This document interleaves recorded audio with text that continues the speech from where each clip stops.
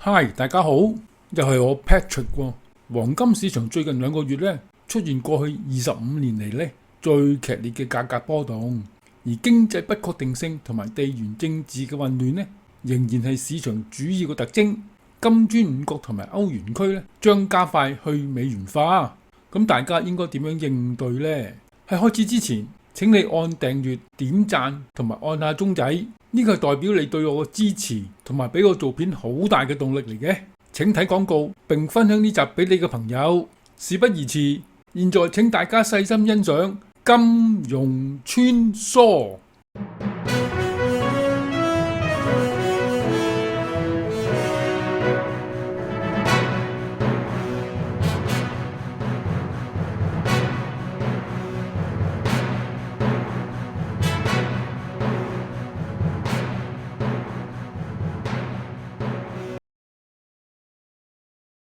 呢個星期關鍵嘅經濟數據係個人消費支出報告。星期五公佈4月個人消費支出 PCE 物價指數按月上升0.1%，扣除食品同埋能源項目，核心指數同樣按月升0.1%。兩個數字都符合市場嘅預期。PCE 指數按年上升2.1%，低過市場嘅預期，顯示美國通脹壓力進一步緩解。呢個可能為聯儲局再次放鬆貨幣政策提供咗空間啦。根據經濟分析局喺禮拜4發布第2次嘅估計，美國經濟喺第一季以0.2% 嘅年率萎縮，顯示特朗普嘅政府混亂嘅貿易政策正在阻礙全球最大經濟體嘅經濟增長。聯儲局主席鮑威爾喺禮拜4應特朗普嘅邀請喺白宮會見特朗普。特朗普當面要求鮑威爾減息，認為不減息係錯誤嘅，會令美國喺經濟上較中國和其他國家處於劣勢。會議期間鮑威爾並未討論對貨幣政策或利率決定嘅具體預期，但佢強調央行不受政治嘅影響，並表示貨幣政策嘅決策將繼續以數據為導向，而非政治動機嘅驅動。截至5月31號各項指數嘅印記，美匯指數報99.43，道指報42,270點，標指報5,911點，納指報19,113點，黃金報3,290美元，白銀報33.08美元，鉑金報1,062美元。佢哋分別自1月上升25%、15%同埋19%。美國最大嘅敵人可能距離推出以黃金為支持嘅貨幣，美元幾乎係冇機會同黃金支持嘅貨幣競爭嘅。克里姆林宮承認，總統普京正在討論將盧布同黃金掛鈎嘅想法。大家都睇到㗎啦，呢個計劃已經運用咗多年嘅。呢個當然可以解釋點解中國同俄羅斯世界上最大2個黃金生產國累積咗驚人嘅6200噸黃金，並且可能好快就會擁有足夠嘅黃金，從而超過美國儲備嘅8133噸。現在波蘭前財政部長透露咗原因，不久嘅將來整個歐元區將實行新嘅金本位，就係咁樣，不再只係金磚國家拋棄美元囤積黃金，現在甚至歐洲可能也在重返金本位做準備。最終特朗普可能透過緊急行政命令恢復美國金本位嘅。呢個就係為什麼連擁有世界金融巨頭嘅貝萊德也告訴其投資者買入黃金嘅資產。金磚國家領導人第17次會議將喺2025年7月6號至7號喺巴西舉辦嘅。有關金本位嘅新貨幣，到時將會有更明朗嘅方向。特朗普又發脾氣。英國金融時報記者 Robert 喺5月2號專欄中提出 TACO，Trump always chickens out， 意思係特朗普總係膽怯嘅。呢句嘅話意係描述呢一樣嘅模式。特朗普政府宣布徵收高額新關稅時股市就會暴跌嘅，而當佢喺幾日或者幾個禮拜後放鬆關稅時股市就會飆升。特朗普已取消咗另外2個美國主要貿易夥伴嘅進口關稅。5月12號，佢將中國商品徵收145% 嘅關稅凍結90日。喺5月26號呢，佢又將對歐洲商品徵收50% 嘅關稅，延後到7月。喺呢兩種情況下呢，特朗普提出降低關稅後呢，市場都出現上漲。柯拔喺5月2號指出，近期股市上漲好大程度係因為市場意識到美國政府對市場同埋經濟壓力嘅承受能力不高，一旦關稅帶嚟痛苦呢，就會迅速咁退縮㗎喇。呢個就係表明特朗普嘅膽怯。5月28號星期三，特朗普喺白宮媒體交談時呢，脾氣暴躁喎。喺現場新聞發佈會中，首先係一位記者問特朗普有關佢嘅關稅計劃，喺華爾街備起新嘅綽號，就係 TACO 交易。佢哋話咧，特朗普喺關稅威脅上咧總係膽怯。特朗普咧就好嬲咁回答：永遠咧不要再説你説過嘅話，呢個係一個令人討厭嘅問題。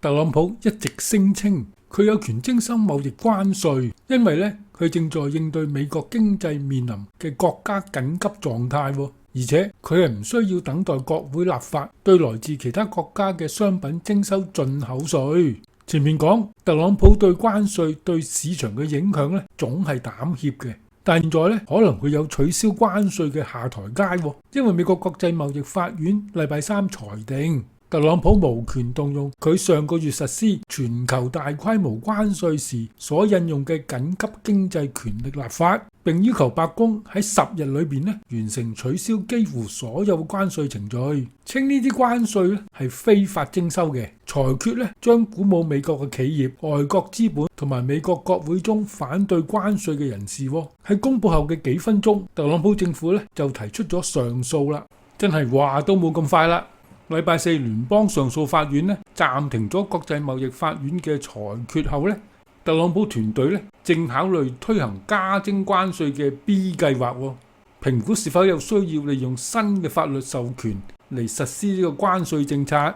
據報道，特朗普團隊首先考慮根據1974年貿易法中一項從未使用過嘅122條款，對全球大範圍徵收關稅。該條款允許徵收最高15%，為期150天嘅關稅，以解決與其他國家嘅貿易失衡嘅問題。第二步係根據301條款嚟加徵呢個關稅，針對特定嘅國家實施個別嘅關稅。雖然此舉需經過冗長嘅通知同埋評論嘅程序，但被認為係更具法律嘅依據。我認為特朗普上訴意味住上訴法院將展開一場嘅法律戰啦。呢個將加劇人們對其未來嘅經濟政策嘅困惑同埋不確定性。該案件可能會上訴至最高法院添。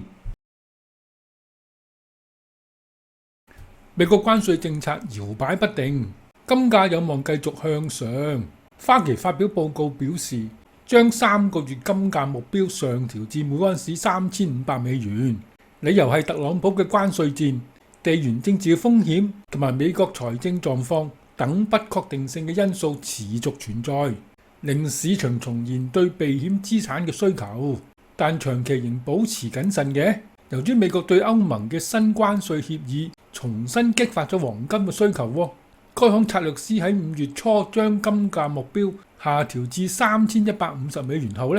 又將短線嘅目標調回$3,500。分析師又預計金價下半年喺$3,100至$3,500之間，將出現一些強勁嘅區間交易機會，高於先前嘅報告中提到嘅$3,000至$3,300。另外根據統計，如今黃金僅佔美國家庭儲蓄嘅0.5%，呢個係遠低於2% 嘅歷史平均值。換句話講，公眾對黃金完全係冇興趣嘅。儘管金價最近突破咗$3,500，如果黃金需求僅恢復到歷史平均水平，即2%，我哋將會睇到黃金購買量激增4倍。呢個仲未考慮以下嘅因素，就係各國央行以創紀錄速度購買黃金。特朗普喺美國掀起咗一場金礦開採嘅復興。另外，如果供應已經緊張嘅情況下出現需求嘅浪潮，黃金價格不會直接翻倍，佢可能咧增長係3倍、4倍，甚至更高，就好似20世紀70年代一樣啦，就由1970年35美元升至1980年嘅850美元。咁大家咧就唔好等到金價達到每盎司6000美元或1萬美元時才開始恐慌性購買，到時真係太遲啦。美國銀行證券全球大宗商品衍生研究主管 Francisco 表示，當前咧貴金屬價格咧嘅回調係近期地緣政治不穩定性降低嘅結果，但黃金同埋白銀咧喺2025年下半年咧將進一步上漲嘅。Francisco 喺接受 CNBC 採訪時表示，我哋一直預計今年上半年金價將達到3500美元。我哋咧已經到咗呢個階段㗎啦，感覺市場目前正在經歷調整，可能會持續幾個月嘅，但我哋咧仍然睇好長期嘅走勢喎。佢話：我哋已經幾次接近3500美元，但要突破該水平並繼續上漲咧，我哋需要一啲地緣政治動盪同埋一啲政策不確定性嚟再次回升嘅。我哋預計呢啲情況咧不斷發生至年底，可能咧延至2026年出現。但就目前而言咧，我哋認為咧不太可能從現在開始直線上升。從長遠嚟睇咧，或許到下半年或2026年初，黃金將升至4000美元。Francisco 隨後被問及美國銀行對白銀嘅睇法，由於受到工業需求減弱嘅影響，白銀價格一直落後於黃金。佢話：我哋認為咧白銀係更好嘅投資之一，因為記住白銀一半咧係貴金屬，一半咧係工業金屬喎。白銀貴金屬嘅屬性咧一直係推動其價格上漲，而工業金屬嘅屬性咧一直處於次要嘅地位。但呢種情況最終咧會改變嘅。當然，關稅意味住咧貿易條件嘅減弱，而去年第四季至今年第一季度咧，投資者喺預期關稅情況下咧紛紛買入白銀。現在咧又要面對關稅啦，所以咧我哋將進入一個持續1兩季度嘅放緩期。最終咧，我哋將睇到工業活動再次回升嘅，白銀咧就將再次閃耀。我哋預期下半年白銀價格咧為每盎司40美元。雖然4月份黃金市場出現過25年嚟咧最劇烈嘅價格波動，但5月份價格走勢咧亦都緊隨其後喎。上個月金價約在325美元嘅範圍內波動，低於4月份嘅540美元。不過自2020年以嚟咧，月內平均價格波動咧一直係89美元左右啫。我明白投資者咧幾乎不可能適應美國政策嘅快速變化。前一刻貿易戰緊張局勢正在降溫，每個人咧就湧入股市喎。接住落嚟咧威脅又再開始上升，咁樣黃金咧就重新獲得避險嘅光彩啦。喺呢種環境下咧，交易員同埋大家咧，好容易變得不知所措同埋情緒化，咁樣就好容易導致錯誤嘅喎。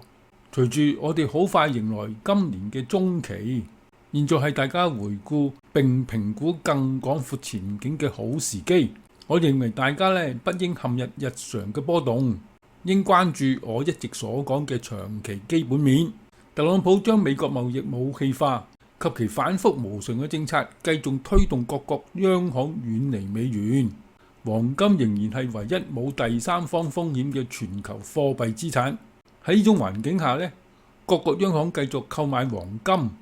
而經濟不確定性同埋地緣政治嘅混亂咧，仍係市場主要嘅特徵。貿易關稅亦都持續俾經濟帶嚟呢個壓力。呢個禮拜更新嘅數據顯示，美國經濟第一季萎縮0.2%，略好於最初預計嘅0.3% 嘅降幅。好多經濟學家認為呢種疲弱咧係由於貿易條件不平衡嘅造成嘅。生產商喺4月解放日到嚟之前咧就囤積進口商品，雖然呢個係準確嘅，但佢危險地忽視美國消費正在放緩嘅事實。最新 GDP 數據顯示，第一季消費增長為 1.2%， 低於初值嘅 1.8%。大家咧應該為潛在嘅經濟風暴咧做好準備喎。另外咧，以下係最新利好黃金版嘅分析。美國4月核心 PCE 物價指數按年升2.1%，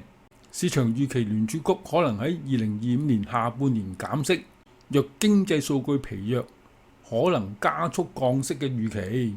俄烏衝突持續膠着，俄羅斯對烏克蘭城市發動大規模空襲，以色列同巴勒斯坦衝突亦未見緩解，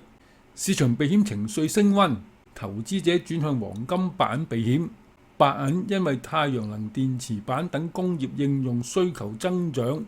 面臨供應短缺嘅問題。市場分析指出，若白銀突破33.68美元嘅阻力位呢，可能進一步挑戰34美元，甚至40美元嘅高位。中國同俄羅斯有機會喺今年金磚五國會議推行黃金掛鈎嘅貨幣，加上歐元區呢或會實施新嘅金本位。喺呢個去美元化嘅環境下呢，美元將會貶值㗎喇。如果美元呢不再係世界貨幣呢，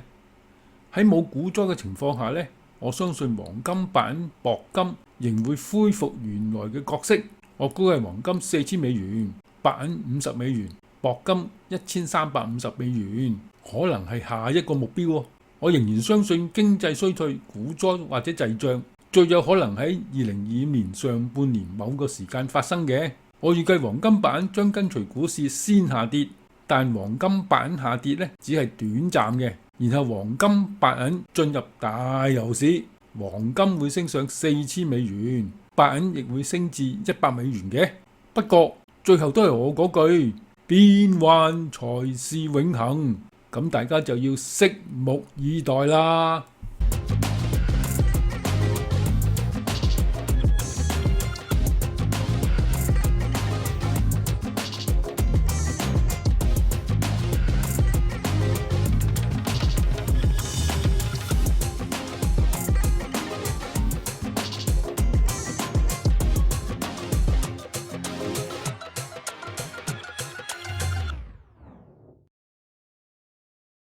歡迎大家加入我嘅 Patreon 成為會員，我只會喺 Patreon 解答會員嘅投資問題。